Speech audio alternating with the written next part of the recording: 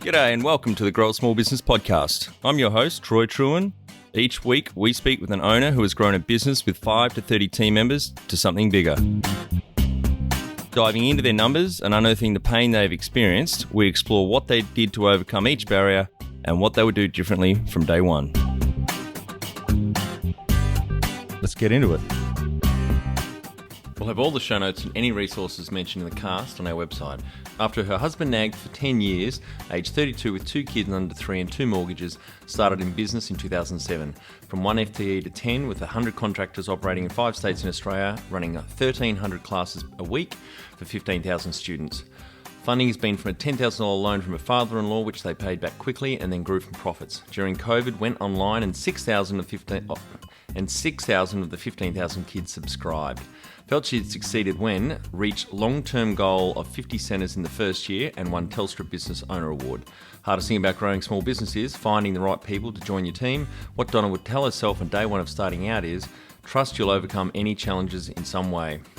In episode 34, Kate took over a yoga studio with 35 members, grew that to 300, increased prices and added Pilates, doubling recurring revenue. Welcome everyone. Today I'm interviewing Donna McColl from Happy Feet Fitness based in Perth, Western Australia, the most remote capital city in the world. Thanks for your time today, Donna. Pleasure. Thanks for having me. And how we know each other, Peter, our podcast editor, he's based in Kenya. He reached out to you and asked if you'd like to come on the show, so I really appreciate it. Yeah, absolutely. I jumped at the chance. It's nice to be here. Tell our audience a bit about your business, what it does and how it makes money. Happy Feet Fitness is a children's educational fitness program that teaches 1 to 5-year-olds about the benefits of health and fitness in a super fun and entertaining way. We write and produce all of our own music for the program, and then we create a different themed adventure and learning outcome for each week's class. We deliver our program predominantly in childcare centres and primary schools, and we teach in 5 states across Australia and have a team of 100 instructors who are contractors, and they run their own schedule. Yep. So ultimately they hire our props and costumes and intellectual property to run their schedule and business. Great. Sounds like a lot of fun. Yeah, it's heaps of fun. My 7-year-old daughter's in the Aladdin play tomorrow night and she is so excited. She's the magic carpet. Oh, fabulous. How do you become a magic carpet? I don't know. I'll find out tomorrow night. We haven't been allowed into practice, so it's going to be really interesting. But yeah, she just runs in there, doesn't even say bye, runs into the theatre. And I have to pick her up a couple hours later the last few nights for final practice. Yeah. Yeah, that's really cool. Have fun. And tell us how you started out.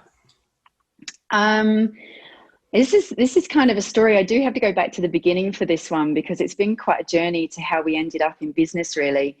I met Cam, who's my business partner and husband, back in 1994. I was backpacking around Australia and we were in our early 20s. We eloped after knowing each other for just 3 months because my visa was running out. So very romantic, I know. We then spent the next 3 years roughly traveling around Australia and Europe. And we found work doing whatever we could at that time, you know, from bar work to picking flowers, or I was even a knife thrower's assistant for a small travelling circus. As in assistant, as in you had to stand there and dodge the Yes, knives. At the board. Yes, that was me. Hopefully not dodge them. And yeah, it was brilliant. Cam at that time was also like on the microphone for the Bucking Bull, and yeah, it was heaps of fun. So we just found whatever work we could just to keep us travelling for a while. But then when we got to the end of our travelling and we decided to hang up our backpacks and settle down, we decided to buy a house in Perth, Western Australia. And it kind of wasn't long before we realised that whilst we'd been away having this wonderful time, that all of our other friends and family had been busy studying at uni, finishing their degrees, and lots had started climbing the corporate ladder. And we realised it was going to take a bit for us to catch up and make ends meet. So for a while, we did whatever we could and whatever we could find. And then Cam eventually found himself working as Captain Starlight for the Starlight Children's Foundation, where he was entertaining seriously ill children in regional hospitals. And this was really the first job that he had ever loved and felt passionate about.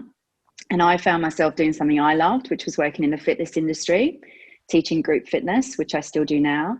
And I also had a second job in an office in an admin role. And Cam had been nagging me for years about starting up our own business. And he would say, let's combine our powers between children's entertainment and children's fitness and create a program. But between our financial commitments and also having 2 children, I was having babies at the time, it just never seemed like the right time. Yeah. So if we skip forward a few years, we then have a child of 1 year old and 3 years old. Mm-hmm. And we just built our second home, which totally overextended us financially. Our eyes were definitely bigger than our bank balance, that was for sure, as you do. And it was at this point that a friend of ours rang to share his awesome news of his promotion and pay rise. And as thrilled as we were for him, it really was in this moment that we felt the weight of our personal situation. We were still chasing. And it was in that moment we discussed that we really had nothing to lose, just to start up our own business and hopefully give us a chance to kind of live the life that we dreamed of. So I'm usually the sensible one in the relationship, but at this point in our lives, I just thought it can't get any tougher. Yep. You can't fall off the floor. Mm-hmm. So we decided to combine our skills and go for it. And that was the moment that Happy Feet came to life. Great. And what year was that? Sorry, that was in 97. Yep. Immediately we started talking about what our first step would be, and that would be me giving up my second job so that I could cut back on our hours each week, and I'd have some time to spend on the business plan and all that there was to do. So I cut back and dragged our kids around each gym teaching fitness, and Cam had to leave his job that he loved, and he ended up going on to a mine so that he could support us during this time. Yep. But it was tough because ends still weren't meeting, so I even ended up getting another job working evenings as night fill, just to try and keep. It was the worst job I've ever had because I'm not a night person and I've got OCD, like everything looking pretty. So it didn't kind of work out for long. But once we got all of our ducks in a row, which took us about 12 months, we launched Happy Feet Fitness, and Cam had to create all the original music. We had to create the props and the costumes, and we weren't even sure if anyone would be interested in the business at the time. But then a friend of a friend told someone in childcare, and they ended up calling us and saying, hey, we've heard you got a program, we want it. And I said, oh, it's not quite ready yet. But she said, make it ready, I want it next month. And that was the push that we needed to say, let's just do this. Sorry, I said 1997. It was actually 2007 Got it. that we started. It wasn't quite that long ago. No, that's right. So 13 years ago. And how old were you in 2007 when you made the leap with a 1 and a 3 year old and extended mortgages, decided to start your own business? Yeah, I was 32 when we started up. And I reckon Cam had been nagging us to do it for about 10 years since we'd just come back from our travels. It was on the agenda for a long time. Yep. And do you have some key numbers you can share to illustrate the growth of the business? Yeah, we started Happy Feet in 2007 in 4 centres here in Perth. And within 12 months, we reached our long-term goal of 50 classes in WA. Skip forward 13 years to March 2020, before the pandemic. We were running over 1,300 classes each week and had 15,000 children enrolled in 5 states across Australia. That's phenomenal, Donna. Well done. Yeah, thank you. It's been a crazy ride, but a good one. Yep, great. And what about team members? It was just you and Cam just started it. Like, how many full-time equivalents would you have now? We have 10 staff members in our head office team. We have a state manager in each state.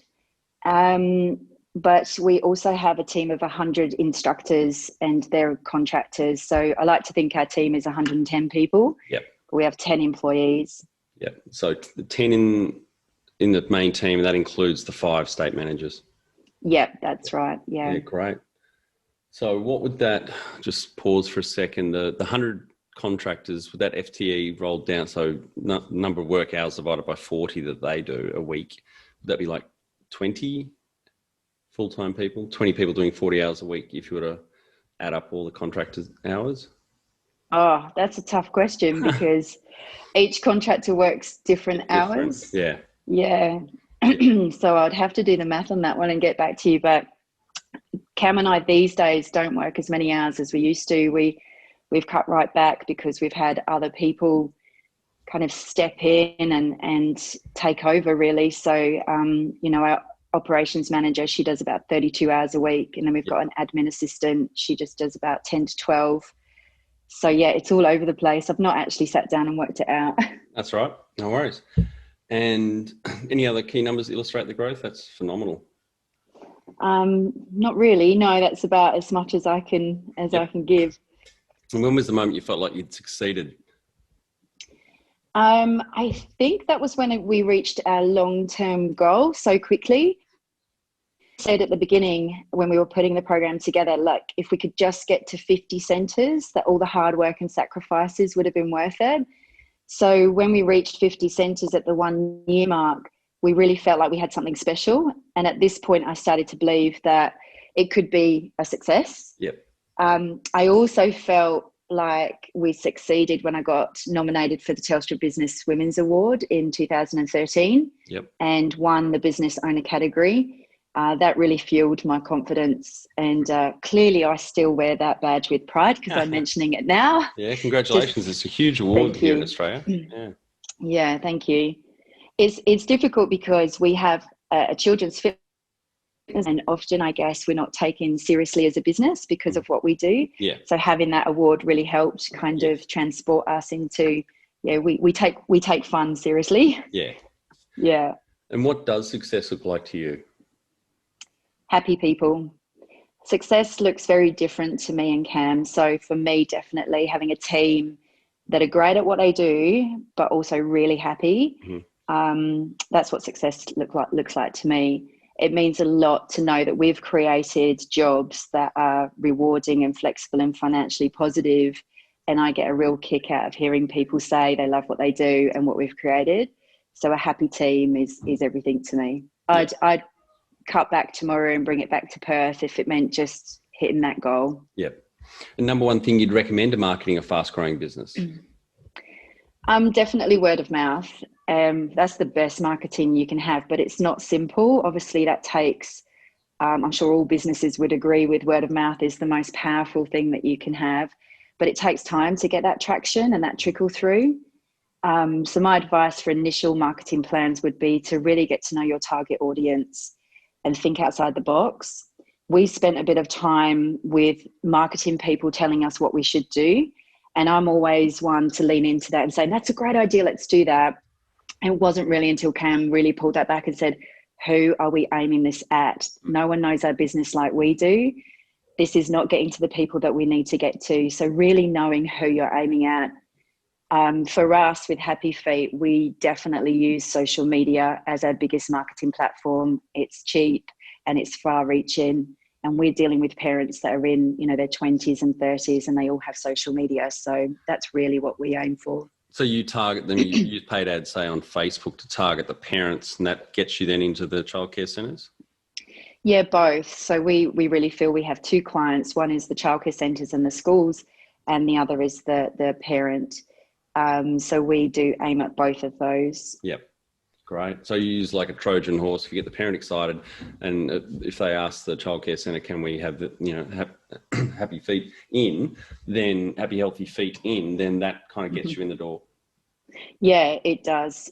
And because we get a lot of families moving, areas or from centres, those parents, if we're not in that centre, will often say, why don't you have happy feet? It's such a positive thing for the children, and it's beneficial as a parent because they don't have to take their child elsewhere after daycare if they're busy full-time parents working. So yeah, it's definitely beneficial to have the parents and the centres. Yeah. And so it's after school. It's not during No, it's during childcare hours, which is the benefit of it for the family, because if they are full-time working families, then it's very challenging. It's very busy.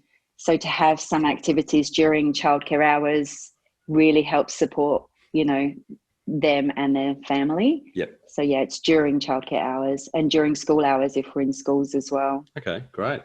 And how did you fund the business? Our initial investment, we didn't really need a lot to start up because Cam was writing all of it, which is probably our biggest feather in our cap. And obviously he was doing all of that. Sorry, it just cut out. Sorry, just cut out. The internet cut out. Cool. Then just restate that. We didn't need a lot to start up the business because Cam was writing all of the music for the program, which is our biggest cost if we'd had to outsource that. Yep. But we did go to our father-in-law to ask for $10,000. The banks certainly were not an option for us at that time. So as difficult as that was, we did ask him, and I wrote up an agreement promising that it would be paid back on a regular basis and before we took any profit for ourselves. And I'm proud to say that we managed to pay it back in lightning speed. Right. We've never borrowed money before or after this, so we're very grateful that he believed in our crazy idea to get us started. And so no investors or grants from the government? No, we have looked into that previously, but to be honest, with the growth, we've just invested back into the business. Every time we've gone to another state, we've just been able to piggyback off the successful state. And it takes us really 2, some states more, years to get into that profit margin. But we've had other states be successful enough to keep us going. We've just announced this week that we're going to launch 2021 in Canberra as well. Great. Fantastic. And if you were to start up today with plenty of funding, would you go into your industry? Absolutely. We work with the most precious age group. 2 to 5s are the best. Yeah. They're so rewarding to work with. Challenging, of course, at times, but mostly rewarding. There'll always be a place on this planet to invest in our children and their mental and physical well-being. So we would definitely do this all over again for sure. One of my 4 part-time jobs at uni was teaching guitar to primary school kids, grade 5 and 6. It was the hardest job I've ever had. Their attention span is non-existent. Yeah, it's harder than it looks, right? Yes, absolutely. Keep kids well entertained and learning and moving, and it's challenging. Yeah, it's like herding cats. Can you outline the most stressful point in your small business growth journey so our audience can learn from it? Sure. Without a doubt, the most stressful point for us was the end of March this year, 2020, when the business that we'd built over 13 years felt like sand in our hands. We just couldn't catch it as it fell. I feel quite overwhelmed even talking about it now. Over a 2-week period, when COVID hit, the phones and emails were flooding in, suspending our services in the centres. The stress of seeing this happen and feeling the responsibility for 110 people on our team and their livelihoods took a really big toll on me personally. I ended up in hospital with a suspected heart attack. My God. Although it turned out to be nothing. It turned out to be stress related and nothing too serious, but it was pretty full on and a bit of a reminder, I think, for us all. Yep. Generally, I'm quite a strong person. So most of the time I really find myself rising to the occasion in difficult situations. But I think because at the speed of how COVID hit, it just didn't give us time to breathe. Yeah. And we were all working 12-hour days, 7 days a week at head office trying to save the business somehow. And Cam and I didn't even get out of our pajamas, which is not too weird because we work at home, but that's not normal for us. You don't stroll around the office in your PJs. Yeah. But yeah, it was super stressful. I don't even remember feeding our teenage children. It was just full on. So we had to make really big decisions in a really short space of time that would not only save our business in the moment, but would also save it coming back. We had to think about what it looked like coming back as well. Yep. So the business model that we came up with, which was an online model, was really cool. We got a team of instructors in lightning speed into a studio. They were brilliant, unrehearsed. We filmed our classes. We got them online. And then we put it out to our families. And out of the 15,000 families, we got over 6,000 of them subscribed during the lockdown, which was amazing. And we called it our lifeboat, and we asked our team who wanted to join us and paddle. And everyone jumped in, everyone paddled, or everyone did their bit. We're still not quite too sure, I would say. Yep. We're certainly getting closer. Yeah. That's a great analogy, Donna. Yeah, and well done getting through that hugely 1 in 100 year amazing event that's happened to the world. it's been nuts. It's been absolutely nuts. So I would say that there's been an awful lot of silver linings that have come out of it too, a lot. Mm-hmm. And what area in business do you feel you've had to work on the most to add the greatest value? This is something that we've put a bit of time in this year. So I think this is probably where I feel like our value is at the moment. So our initial instructor inductions, instead of having to go through the training side of things in person with a new instructor face to face, which our managers usually do, we've now created multiple training modules that instructors can do online.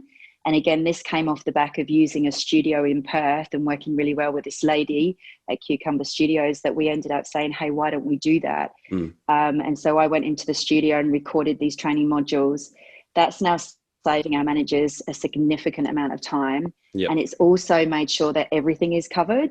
So we've really worked hard on that. And that's created a lot of value to our business. Yeah, Luke Chant from Hotwire Heating, I think it is.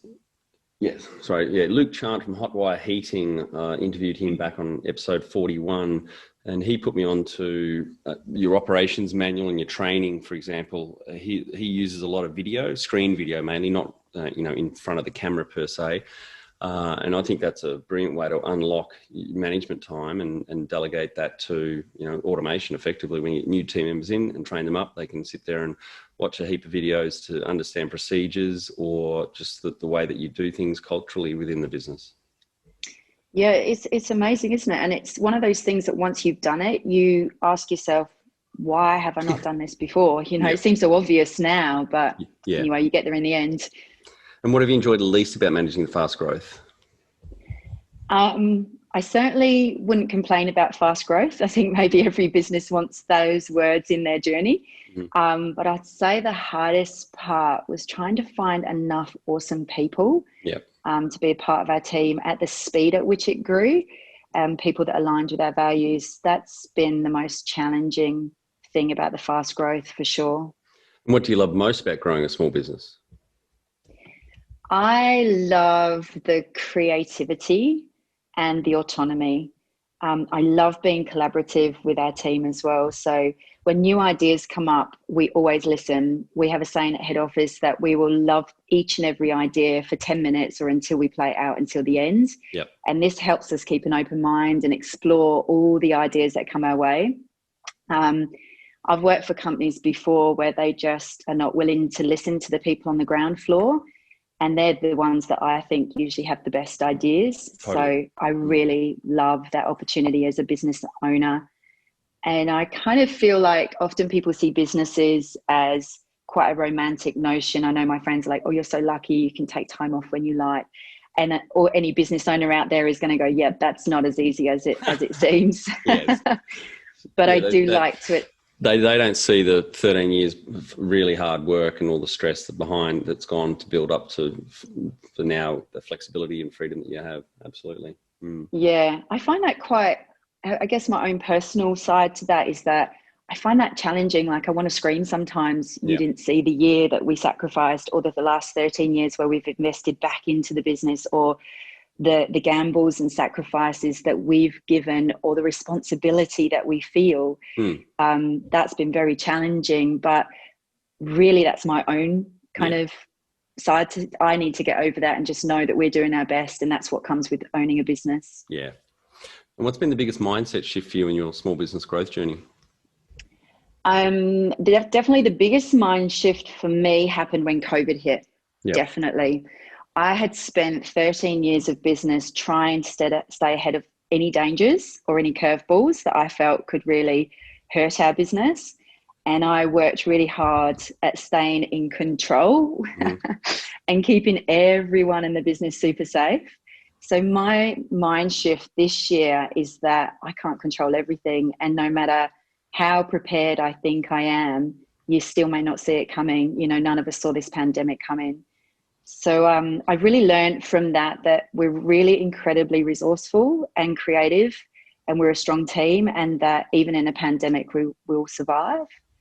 It was the worst thing that could possibly happen, I suppose, is that you lose your business pretty much overnight. Yeah. So it's ironic now that my worst fear, now that I've traveled through it, I feel more at peace and at ease with where we're at, because my biggest fear came true and we survived. So my mind shift is just try not to worry so much. Yep. And what's the number one habit you think a small business owner needs to develop and maintain? We have a lot of habits, I would say daily, but my habit that I wanted to share is called the want, plan, action. Number one is know what you want. Number two is make a plan to get what you want.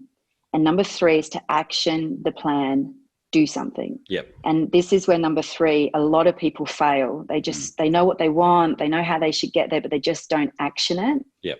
So as a business, every year, one of our habits is to get together as a team. So myself, Cam, and our operations manager, who's amazing. And we discuss what our focus is for next year. Because in business, I'm sure everyone would agree, you have so many things that you want to get to and want to do, that if we can sit down and say, let's just see where our focus needs to be next year, we then create a long list of jobs and divvy them out into each person, print them off, stick them on the wall, and we work on them slowly throughout the year. And then when we get to the end of the year, we sit down, we talk about what we achieved, and we talk about where our focus now lies for next year. So that's probably one of our yearly habits, which I think has been very valuable to us as a business. Yeah, so important. Yeah. Yeah. You go. Sorry, you go. You're right. Oh, that's all right. We like to say that progress, not perfection, because as you can probably tell, a little bit controlling here. I like to get everything ticked off. I like to be in control. And we get to the end of the year and we go, oh, that kind of didn't work out quite as we thought. And so we just go, you know what, it's progress, not perfection. We can tick it off the list and say we tried.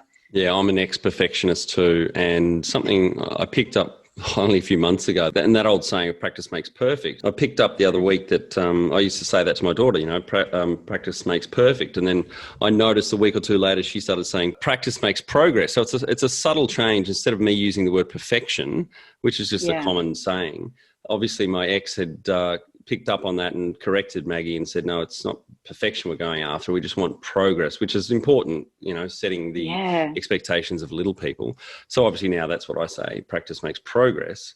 But yeah, it's really hard. If you've got that perfectionist mentality, then it's certainly, I suffer from this and I still have to work on it, is it can prevent you from actually celebrating wins and successes with your team. Yeah, absolutely. I love that. I love that what you've said to your daughter there, because it's definitely, it's also encouraging when you hear that. You go, yeah, because there's no failing here, because it's just progress. Whether or not it worked or not, it doesn't matter. We've made progress. We've moved through it, and now we can move on. Yeah. And back to that big word that I learned late in my business career, I guess, probably halfway through my 20 years, the word focus. And one of the sayings I love to throw at people when I'm working with them, coaching, is that if everything is a priority, nothing is. If you don't pick a handful of things to get done this week, this month, quarter, or year, then you're just going to be running around like a headless chook and not pushing much forward at all. You push 100 things forward, you know, 0.5%, as opposed to 5 things forward 100%. Absolutely. That's where that yearly thing comes in for us, for sure. That's makes you not feel quite so overwhelmed, and it ticks the goals.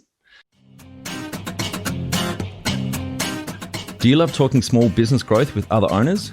We have a vibrant online community from many industries around the world. Plus, we regularly add new tools and resources for community members and host 2 webinars a month to help you grow your small business. growsmallbusiness.com. And can you talk to how you've added people to the team, some wins, mistakes, and advice for those listening? The wins are definitely, we have allowed our team to grow the organic way. People have sort of seemed to come to us and we've recognised it, and then we've allowed it to sort of organically grow. As an example, our operations manager came to us many years ago, 7 years ago, I think, and said, hey, do you need some help? And we started her on 2 hours of just filing I was getting bogged down in. And she now works 32 hours a week as our operations manager. So we've slowly grown that role, and I've grown in confidence to pass things on to her. And so that's been definitely a win for us to have done it in that way, if you can afford to do it in that way, I suppose. Mm-hmm. And she basically does things a lot better than me anyway. So that's been a really good thing. Yep. But I guess our tough moments, the mistakes that we've made, for me, I feel like we really didn't understand what it meant to be a Happy Feet instructor in the early days. We really thought what we were looking for was a really an entertainer, I suppose. And then what we realized, because they're contractors and self-employed, that they really needed to have an entrepreneurial side. Mm-hmm. And we now say in Happy Feet, there's two sides to being an instructor, or two jobs. One is to deliver the class to the children. Two is everything else. Yes. And that's everything else in business. Yep. So the mistakes that we made were really, we were looking for the wrong people, and we found some amazing people along the way. So don't get me wrong, they're still with us today, 13 years later. Yeah. But recognizing that now makes choosing people and finding people a lot easier. Yeah, it's so powerful when you get the right avatar or profile of the perfect team member for that role. And then, because it changes everything upstream, how you advertise for the role, how you talk about it, how you interview, and then also how you assess them through their probation period, definitely. Yeah. And what are some things you'd recommend to building a sustainable and kick-ass culture to help with the growth? There's no doubt for me that kick-ass culture starts with you as a leader. You firstly have to know your own personal and company values to understand what's important to you, and then live by those values. So the trickle effect begins to flow through to the rest of your team. I reckon creating a kick-ass culture for Happy Feet has actually been quite easy for us, I think, because I knew right from the beginning that having a happy team was really important to me. So it also then creates good word of mouth because you've got happy people. Yep. And part of our culture comes from things that we spend a lot of time on, like we do a fortnightly training session for every team in every state. We do social events throughout the year to gather our troops, charity events, end of year slideshows where we get to kind of reflect on the year that's been, which this year will be very different. It's going to be interesting finding photos for COVID 2020. Yep. And so we also, Cam and I, go to every state each year to spend time with our teams, mm-hmm. just to connect. And then we take them out for lunch and drinks afterwards. And I found something that, again, was a silver lining through COVID, which I started to need to connect with 100 instructors across Australia really quickly. So I started something called Donna's Downloads, which was literally just a video of myself sharing information because we were moving at such a fast pace. And we put this on our group's Facebook page. And that has helped create a culture as well and a connection throughout the team. That's a great idea. Tell our audience how you've handled balance. A friend of mine once said that there's no such thing as balance as in a daily balance. So I love this because it really took the pressure off when you're looking at like a work lifestyle balance. Mm-hmm. So I realized that balance comes over the year. So sometimes I have space in my year, spend a lot of time with my kids and their sports. Other times I'm really dedicated to work, which would have been during those COVID times. And other times I find space for my own sport and recreation as well. So I think for me, balance is seeing it as a much bigger picture and not every day or every week, and just accepting that this week we're really focusing on this and the balance will come at some point throughout the year. Yeah, great. And how much professional development did you invest in yourself? Not much in the beginning, I have to say, because I think I was just too busy. In the beginning of starting up the business, I was, all the roles in the company. Cam was still working on the mines at that time. So I was everything from the bookkeeper to the operations manager, to the team manager, to the marketing manager, to the trainer, to the everything. So I just had too many balls in the air to really dedicate any time. But recently, I'd say over the past few years, the personal or professional development that I've invested in has been more like the podcasts that I listen to, such as this one, which I find really comforting because I love hearing stories about other businesses. I feel very isolated as a business owner a lot of the time. Yeah, it's very lonely at the top, isn't it? It's very lonely. It really is. And Cam and I work from home as well. So, Yeah, I love listening to podcasts, and I do quite a bit of listening to that in my car as I travel around. Mm-hmm. So personal, professional development, also TED Talks. They really inspire me. Yep. I love some good TED Talks. And what else would it be? Oh, probably one that I probably shouldn't say on this podcast, but I'm going to admit to it. I find myself really enjoying listening to Dr. Phil. Oh, a little bit embarrassing. We can edit that out. We can edit that out. Okay, thanks. Dr. Phil, he's the American TV guy years ago, wasn't he? Is that right? Yeah. Oh, he's still present today. Yep. Right. I remember walking through the lounge room when I was at university and staying in college on campus. Some people used to watch that, and I do remember making my lunch or dinner or wherever it was on, just listening to a bit of that. But yeah, he's interesting. He's interesting. It's probably a funny thing to throw into professional development, but I feel like as a business owner, mostly what we do is we manage people, and what he does is quite interesting how he gets the results he does. Yeah. So I find it quite fascinating to watch how he gets those results. Yeah. So I've probably found my professional development in very unusual ways, maybe. Yep. No, that's the first. No one's ever answered Dr. Phil to this question. That's great. I'm going to get a lot of stick for that. Yeah. Have you had any mentors or coaches along the way? You can talk about that experience. I've had a lot of mentors really from the beginning, which are mostly friends. So I haven't really paid for mentors. It's just been really close friends that are either in business or who run development sessions or who are in higher management in the corporate world. Yep. We'd probably bore others around us talking strategies and business, and we love a good chinwag about it, as Yep. I'm sure you do. Yes, I do. Most of these mentors are males, I have to say. Mm. There's also a mentor, which I really love. He's a friend of my sister's in the UK. His name's Alan Austin Smith. He's become a mentor to me. His delivery is very unique. He really inspires me. So yeah, he's really helped me through at a distance. Like Yep. It's more about listening to him and Yep. through his own channels. Yeah, great. And do you have a board of directors or advisors? Nope, just Cam and I. That's it. Yep. Great. Well, Donna, we're on to our final 5 questions. What do you think is the hardest thing in growing a small business? It's a hard thing for me to answer, really, because there's so many challenges along the way. But if I had to pick one, I would definitely say trying to find the right people to join your team. Yep. As I like to say, people are the hardest thing in small business and where the value is at. Yeah. Absolutely. I love that. Favorite business book which has helped you the most?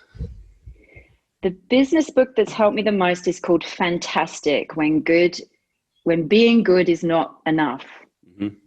That's by the guy I just mentioned, which is Alan Austin Smith. It was in the UK's top 10 a few years back. It's a really colourful and easy read for a non-reader like myself. I tend to fall asleep if I'm reading, so I don't tend to read, which is why I like the podcast and the TED Talks, because it's the way I can learn. Yep. This is a really interesting book. It's really easy to read, so it's well worth getting if you're a business owner. Any great podcasts or online learning tools you use for your own professional development? A fabulous podcast called Grow a Small Business. Thanks to for the mention plug. it. That's okay. I do love it. It's very comforting. I also love the You Project as a podcast. It's a fitness-based podcast, but it covers human behaviour traits. And I always seem to be able to find a way to link it back into the business. Yep. He swears a lot, mind you, which I know you can too sometimes. I don't think I've sworn on this one yet. I've been too captivated by the conversation. Well, I haven't been outraged by anything that's happened yet. So. Oh, there you go. Oh, that's a shame. Yep. No, that's a really good podcast. And I like to kind of pause those podcasts when I find something interesting and then explore how I could take what I just learned and implement it into the business. Yeah. Have you listened to any of Mark Boris's The Mentor podcast? Chuck that on the list. I've listened to a few. He swears more than I do. But he's obviously a very successful business person here in Australia, and I like his approach to the way he interviews people. So that might be another good one for you. Mark Boris's? No, Mark Boris. I'll send you the link. Yeah. Okay, cool. One tool you'd recommend to help grow a small business? My favourite tool this year, and this might seem really simple to other people out there, but this is something we got involved in this year, which was Google Docs. Yeah. It's my favorite tool for 2020. It's absolutely I just brilliant. love Google. Absolutely love the company. Hate Microsoft. Do not start me on that rant. 5 years ago when I left the CEO of the distillery down here, Lark Distillery, I decided not to use Microsoft Office again. I thought I'll try out this Google Docs and Sheets and wonder if I could break it, particularly building a lot of complex financial models. And I haven't gone back since. It's just so good, all they're offering. I've just started using Google Sites actually, which Luke Chant, who I mentioned earlier, puts his operations manual into that. It's like an intranet. It's another Google product. It's so easy to use. You drop videos in really simply. And, Gmail, Google Forms, just all of it, just simple and works really well.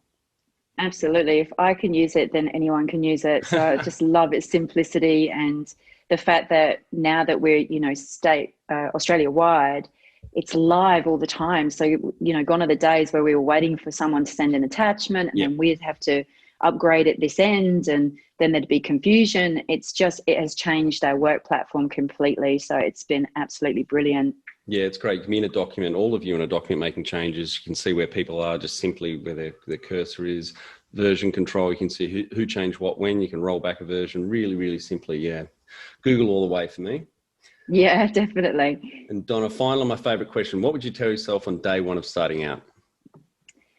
I think taking advice from me 13 years ago, I would have listened, but I don't know if I would have believed it enough. Yeah. I think sometimes you've got to go on the journey to be willing for it to land on you as well. Yeah. But what I would have told myself now was what a friend reminded me of just recently, which was trust you'll overcome any challenges in some way and that every moment passes, no matter how hard and stressful.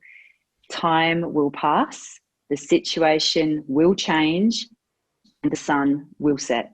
Yep. I think there's great comfort in just knowing we'll get over it. We'll get through it. Yeah, I can't remember who said it, but this too shall pass. Yes. Well, Donna, thank you so much for your time today. I think the audience will get a shit ton of value. There you go. I've just slipped in a swear word. Well done. Of value from our talk today, and congratulations to you and Cam and the wider team on your success to date, and your journey has been really inspirational, and I think the audience will really appreciate it. Thank you so much. I really appreciate your time and for all the podcasts as well. It's brilliant. No worries. Thank you. Thanks, Troy. That's it. Thanks for listening. Please leave a review in iTunes or whatever platform you listen to us on. It means more small business owners will find our cast and help people with their business growth journey.